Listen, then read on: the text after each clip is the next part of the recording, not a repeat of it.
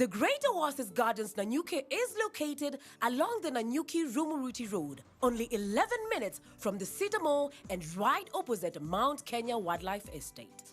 This is the best place to establish the getaway home that you have always dreamt about. For every 349,000 that you deposit or pay as installment towards any of Optiven's plot of land, you get 10K cash back instantly. Jaza basi twende Nanyuki. Bigger is indeed better.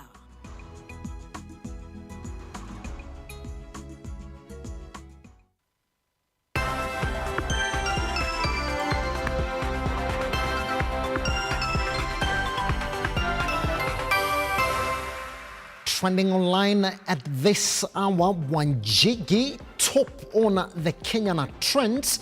We do also have IEBC, but interestingly, we do have a Pwani oil making the top 3 trends at this hour. We shall be telling you exactly where they're trending on a trending news right here on a Look Up TV. My name is Simba, Elijah Charles Kiage. We're also live online at Look Up TV on all your social media platforms. Much more of this also on a www.lookup.tv. That is our website.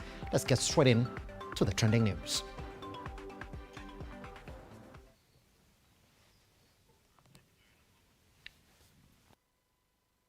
It is reprieve for former Nairobi Governor Mike Mbuvi Sonko as the High Court has granted him orders.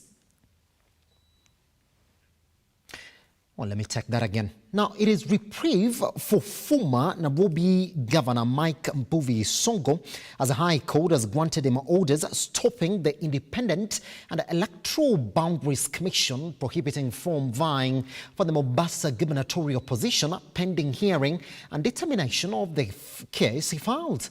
Justice Nga Jairus has directed that the matter be heard by High Court in Mombasa. Sonko had filed a judicial review against IEBC and its chair, Wafula Chebukati, for their decision to disqualify him from vying for the Mombasa gubernatorial seat, despite being cleared to vie by the registrar of political parties. Sonko has termed the move by IEBC as unlawful, unconstitutional, malicious, illegal, and void. Sonko argued that the impeachment matter against him is still pending before the Supreme Court and that the purge decision by the IEBC citing impeachment as the reason for denial of clearance for his Mombasa gubernatorial candidature in the upcoming August election is contrary to the principles of fair hearing, fair administrative action, and constitutional basic rights. Justice Nga Jairus has directed that the matter be heard by Mombasa High Court.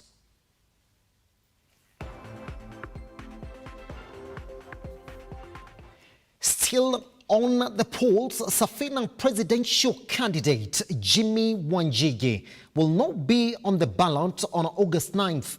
This is after the Independent Electoral and Boundaries Commission established that he had not acquired the number of signatures required by the electoral body and that also he lacked a university degree. In what seemed to be a war of words that ended up with Jimmy Wanjigi's microphone being switched off, Wanjigi read malice in the process and promised his supporters that he will be on the polls come August 9th.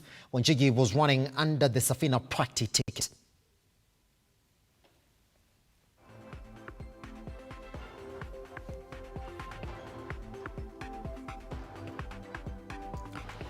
Political leaders vying for various elective seats in Mombasa County and their electorates have been urged to exercise restraint and embrace peaceful coexistence as the 2022 general election nears. Speaking in different campaign forums in Nyali constituency, the political candidates urged their fellow opponents to exercise peace and maturity in the August poll and raised concern that previous trends of electioneering violence may recur should the politicians fail to tolerate each other. Well, the issue of tribalism is neither here nor there because we are all Kenyans. We don't want to have people saying I'm from this tribe or this. What I believe even in my campaigns, I don't hear people talking about watu wa bara, si watu wa wapi. No, we are all Kenyans. There is no issue of being a tribalist. We need to join hands together as Kenyans so that we can be able to coexist and do business together. You can do business in Kisumu, you can do in Meru, you can do in Kwale, and because we are Kenyans, we are supposed to be brothers and sisters so that we work together. There is no issue of this is a Mjaluo, this is a Mkamba, this is a what, this is a Mswahili. No, for me, everybody is a Kenyan and I will treat them equally. Wajua nguvu yatokana kwa kushikana. Manake kutengana ni udhaifu. Tumeelewana paka. Manake kama tutashikana sisi na ODM kisasawa na vyama vingine vote vilijumuika na Wiper na pia na nini na vyama vote tukishikana, basi inshallah asubuhi mwanzo hii kama sisi Nyali twajua tuna uhakika Nyali ni Azimio mwanzo. Hiyo kitu hatubahatishi. Wewe njoo na chama chako hapa cha Chichoroni hautoboi hapa. Hiyo chama inaenda zake nyumbani asubuhi tu. A team of students studying gender studies at Egerton University in Nakuru have embarked on a free menstrual health sensitization campaign across secondary schools in the effort to help teenage girls understand and observe menstrual hygiene. Under the auspices of Tareto Africa, the students are contributing money towards a joint initiative that also aims to provide sanitary towels to 700,000 adolescent girls from needy households and sanitary bins to 350 rural schools. The coordinator to Tareto Africa, Getted Summer, says the idea of the weekly forums is also to create a friendly platform where teenage girls can freely interact with the experts and get acquainted with information about menstrual health and proper hygiene. Happy children, the pupils and the teachers, welcome. Rovers. I have seen there is a gap where many girls and young women lack information. They lack on how to react when they get their first period. They lack information on what is the best sanitary material to use when they are on your period.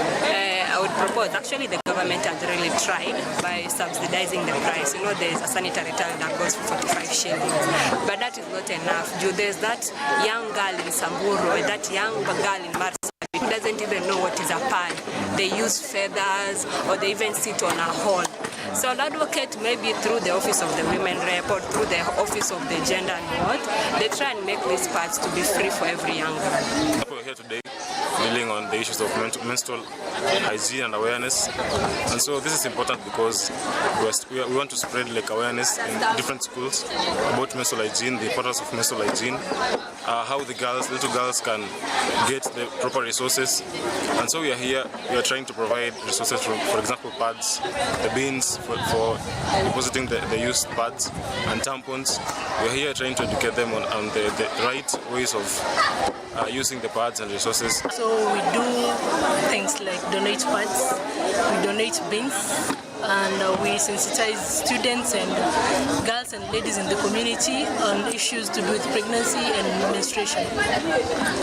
Following an increase in the number of teenage pregnancies during the COVID-19 period, we as a foundation decided to visit the Nakuru Girls High School to sensitize them on the same issue and on how to avoid such cases.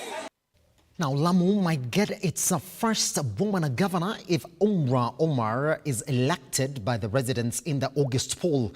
Ms. Umra Omar, a native Lamu resident, is seeking to rise through all odds in an area known for cultural ties and ancient Islamic roots, which normally don't prioritize women in leadership. Omar is, however, determined to change the narrative and is banking on her international connections, wealth in education, and her humility to win the hearts of the people to elect her to the highest office in the county. She was speaking after getting cleared by the IEBC to run in the upcoming elections under the Safina Prati ticket.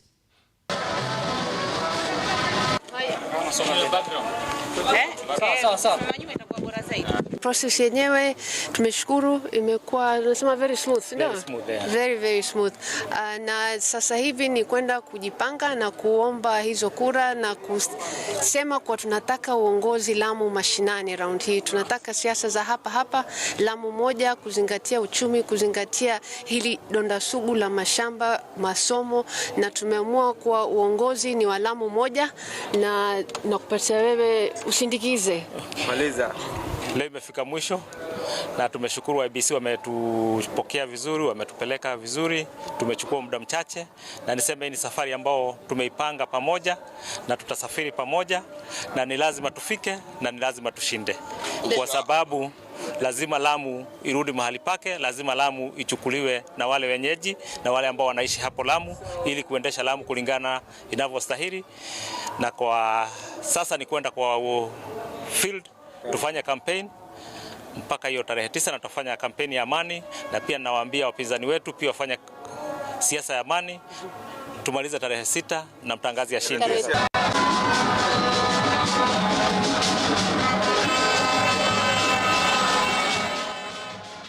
The chairman of the Kenya Tobacco Control Alliance, Joel Gitali, has called on tobacco farmers to adopt new farming strategies that do not have a negative impact on the environment. Gitali said that tobacco has negative effects on the soil and the environment at large due to its demands during its farming and harvesting.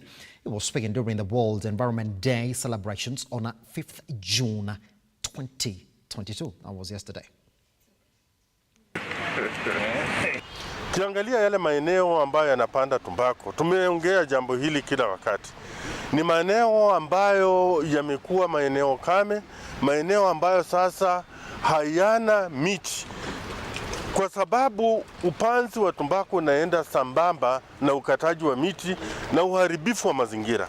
Miti hukatwa ili kuni zitumiwe katika kukausha tumbako. Na pia ule upanzi wa tumbako uhitaji sehemu ambayo haina kivuli, haina chochote kile. Kwa hivyo maeneo hayo hayana miti. Kienda sehemu kama Kuria ambayo ilikuwa msitu, siku hizi sasa ni tumbako ndio inayotawala. Vile vipande vya mwisho vinapotupwa huku na kule na wale wavutaji, vinakusanywa na mvua inaponyesha na kuelekezwa baharini au kuelekezwa kwa mito yetu na kuchafua mito ambayo inatumiwa na binadamu na wanyama. Wanyama wa majini wanakuwa katika shida, binadamu wanaotumia hayo maji na wale wanyama tunaowafuga inakuwa ni tatizo. Nyumba zimechomeka, watu wamechomekea kwa nyumba na tunasema hatujui vyanzo. Wengine hata mabweni katika vyoo. Kumbe ni wavutaji ndio wameanzisha mioto hiyo. Sasa tumbako ni kitu ambacho lazima kila mmoja wetu apigane nacho. That is it. Okay, let's see what is online trending at this hour. Let's pick that first one, Jimmy Wanjigi. Now, this is what he exactly said after IEBC said, you have not attained the signatures and you do not have a university degree to be cleared to run. So he said, I want to inform the commission that we know exactly what is going on, and unfortunately, this time you will not get away with it. All right, this is Erika Mapanzi who's saying that indeed I do not understand how Wanjigi does not have a university certificate. That is exactly what you guys are talking about. Let me also pick this one by Marvin Watsmith, who's saying Jimmy Wanjigi is only required to present his physical degree certificate to be cleared by IEBC. I do not understand why he's causing this fracas. That is what you have on that particular trend. Let's move over to Pwani Oil. Now, we do know that Pwani Oil have actually closed down shop, literally, because they're saying they cannot really get enough dollars to pay their suppliers because there seems to be a dollar crunch in the country right now. And this also coming from the fact that the Central Bank of Kenya, during their Monetary Policy Committee debrief, did say that they don't understand why Kenyans are saying that they do not have enough dollars. They said, in fact, go ask them. This is one of those things that we're looking at this morning. There's also national saying last week CBK Governor Patrick Njoroge rubbished claims of dollar shortages in the country. This week, Pwani oil manufacturer of Fresh Fry has shut down its operation, saying they do not have enough dollars to buy crude palm from Malaysia. Will cooking oil prices skyrocket again? That is a question that we are asking this afternoon, this evening as well, as we end trending news at this hour. Remember, much of this online at Lookup TV. We are also at www.lookup.tv.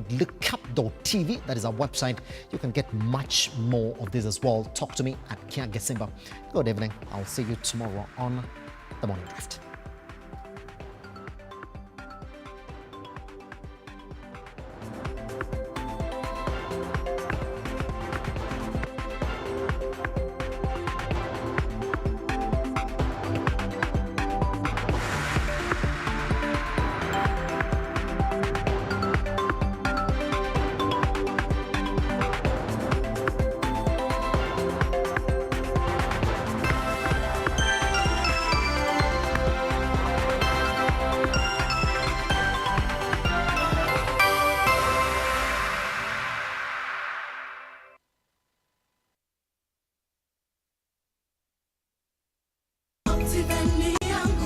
Get a chance to wake up as a tourist as you view Mount Kenya every day by buying a plot of land at Wema Gardens, Naru Moru.